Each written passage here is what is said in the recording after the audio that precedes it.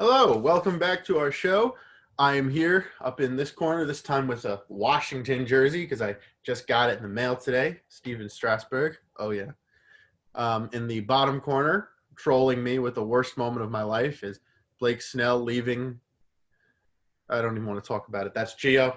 In the blank background, we have Demetrius wearing a Tigers hat of some kind. And then in the other corner, live from Yankee Stadium, we have Mr. Taylor. This is the way it's going to work because there are four of us and we're not going to go through an entire fantasy draft. The way it's going to work is we each basically get our own show. We talk about our draft strategy, our way of approaching the draft in a regular 10-team league. For the record, this will not actually be any of our draft strategies because I traded so many picks. I'm incredibly poor. Gio traded just as many picks, so he's just as poor. Taylor, though, started acquiring some picks, so he's like a middle-class citizen. And Demetrius took all my picks, so he's Hugh Hefner right now. No, not Hugh Hefner. He's who? He's Donald Trump right now. That's good. That's a good one. You know who I am? Donald Trump. I'm Danny Ainge. I'm taking all your picks. All right, you're Danny Ainge. Yeah, that's a good one. Yeah. Yeah, except Danny Ainge didn't use his picks correctly, and they're barely better than the Knicks right now, so I'm the Nets then. I'm the Nets. You're the. You might be. You're Billy King. Congrats. That's fine with me. I don't know what that means, but sure. So, gentlemen, we'll each go through our own draft strategies, and then the other three of us will then attack the other person who is going over their draft strategy and say, well, what happens if? Gentlemen, who would like to start? This is all a ploy, just so you know our draft strategies for the actual draft next week. So you can figure out what to use your scarce amount of picks for, so we know what to think about, so you can get your title back from me. I know what you're doing. Listen, Thanos. We know what you're plotting. You got the space stone first, so you can get to Earth quicker. I get it. This is the play. Get it. This doesn't apply to any of us. We have too many picks for this to be our draft strategy. And your voice pitch just went up. No picks. You a liar. Yeah, exactly. The voice went up. So I'm gonna challenge this. I'm gonna say, I think Adam should start. Yeah, why not? He's commish.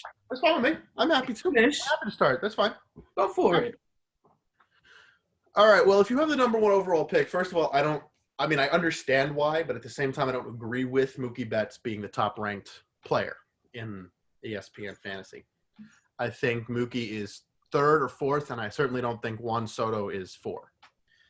We went over this last time. Three of us who are still here from last week picked Juan Soto as our MVP. But with my first overall pick, if I'm not able to take Juan Soto, which everybody knows I would take, Juan Soto is always my first pick. If I'm not able to take Juan Soto, my entire draft strategy is literally nothing but pitchers. You draft pitchers every single round, and here's why. Everybody here knows this, so this is not telling anybody anything new. Pitchers win titles. If you have a great batch of starters, along with a great couple of relievers, that's huge. Because relievers can pitch multiple times a week. That's 30 points, maybe, if you're lucky. And a great starter can get you anywhere between 25 and 45, which is insane to think about. So your first, second, third, fourth, fifth, sixth, seventh, eighth, ninth, 10th picks. I advocate going straight down the line pitchers. Even if you're drafting 10th, someone is passing up one either DeGrom or Cole. Someone is doing it. And even if they don't, Shane Bieber's right there for you at number 10. And let's say Shane Bieber's gone. You have Trevor Bauer right down below at 17. And right after him, you have Yu Darvish, projected to get 518 fantasy points. But you don't feel like it? You can go a little bit further and pick Lucas Giolito, who is an amazing strikeout pitcher. He's right there too.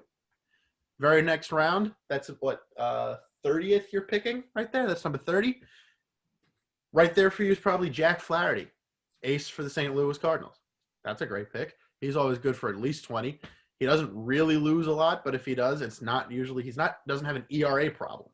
So he's probably not giving up a huge number of runs. The real ace of the Milwaukee staff, also right there for you, Brandon Woodruff. phenomenal pitcher. He did great, except for his injury issues. Corbin Burns, also fantastic.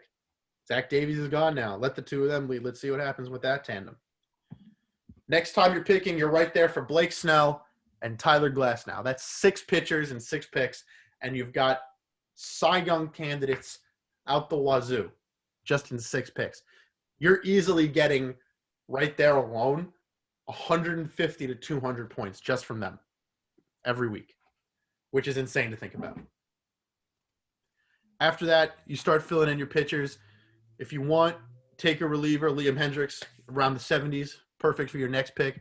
Then you want to start getting batters. That's fine. I, of course, would advocate for Matt Chapman, as he was my AL MVP pick, and Matt Chapman is down in the 60s along with Matt Olson.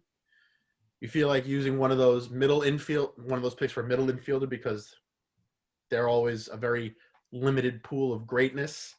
You could, you could take Brandon Lau from the Rays. Yeah. LeMahieu. Yeah, LeMahieu might have been the closest one to Lau's number. Didn't LeMahieu play mostly first? Nah, he was at second most of the time. Oh, I thought he played mostly first last year. Because he can play first, second, and third this year in fantasy. Yes, so he can. you want to use one of your early spots on him instead of a pitcher, that's fine, because that flexibility is amazing. There's also the fact around the 90s you get Dansby Swanson. He's one of the best shortstops in the league, and he's in the 90s. That's an easy, cheap pick.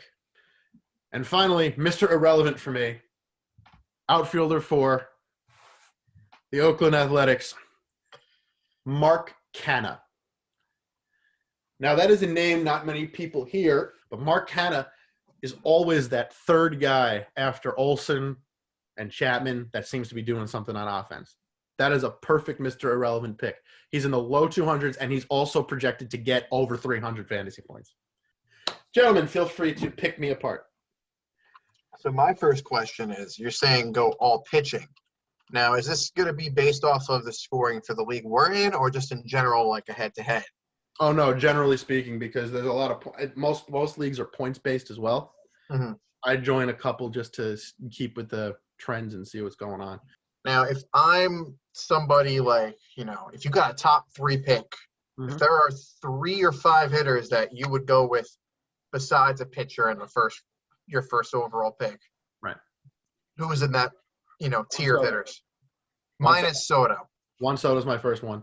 If Juan Soto's not available, which is entirely possible, I had a second pick in a fantasy draft, and Juan Soto got taken first, so I had to settle for Fernando Tatis or Ronald Acuna, and neither is bad.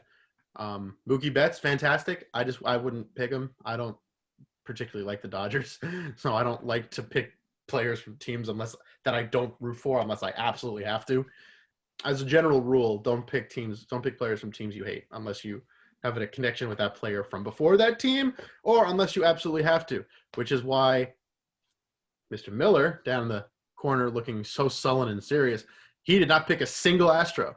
My question to you is, are you gearing up with going for an all-pitcher strategy? Is that a way for you to get the hitters that you think are going to be sleepers, or that you think are going to be breakout years or MVP type calibers? Are you stacking the pitchers essentially to trade them for either A, other picks, or B, players that are going to? No. If I draft pitchers, I very rarely, and Gio knows this from all of our blockbusters, all blockbuster trades every year, which have become a staple of our fantasy league. I do not like trading pitchers. I hate it. I will trade for pitchers. I will trade away batters. But I will never – if I have to trade a pitcher, then I will. But I will do everything possible to not trade pitchers. As for the second part of that question, is it because I want to go for people I think are sleepers or whatever? I wouldn't call them sleepers so much as they're underrated by ESPN, or not necessarily underrated by ESPN so much as there are just so many good players. How do you order them all? There's a whole bunch of hitters you could get way down the line. You're not going to replicate 25 – 30 points an outing, a possible no-hitter from DeGrom, a possible no-hitter from Trevor Bauer. That you're just not. You got to get those while you can, because those points are invaluable. Jesus Aguilar was undrafted, low 300s when he played for Milwaukee. I picked him up. He took me to the championship, and I won it. There's always somebody down there.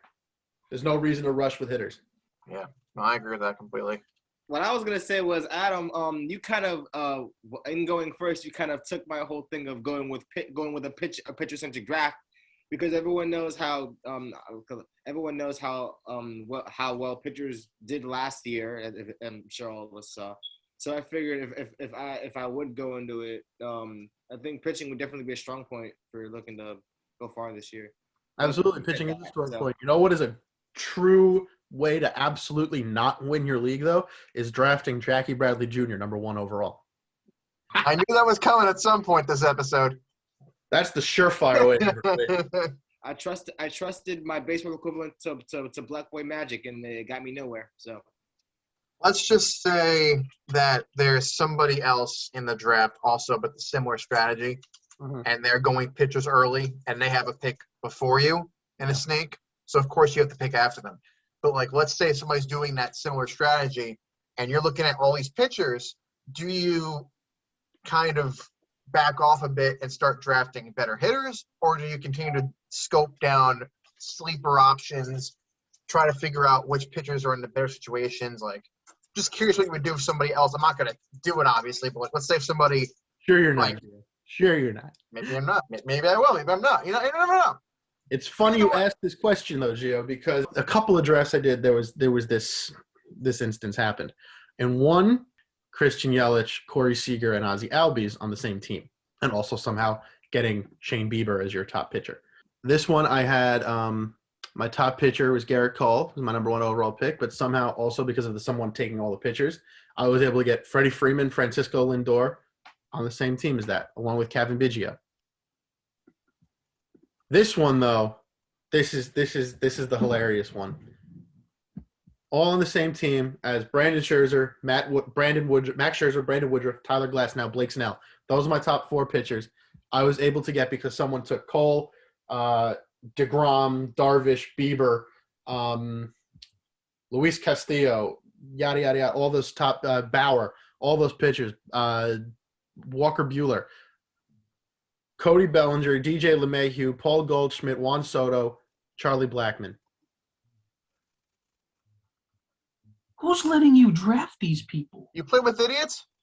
I mean, You I must that be. lineup can rake. Yeah, that lineup can rake. Well, that'll do it for my time. Thank you very much. That is my draft strategy. The fact that everybody seems to be shocked by the fact that I'm allowed to draft these teams, proof enough that strategy will work for you one way or another. So, gentlemen, thanks for being here. Thank you for watching, and we'll be back next time with either Gio or Millz because Demetrius wants to go last. See you then.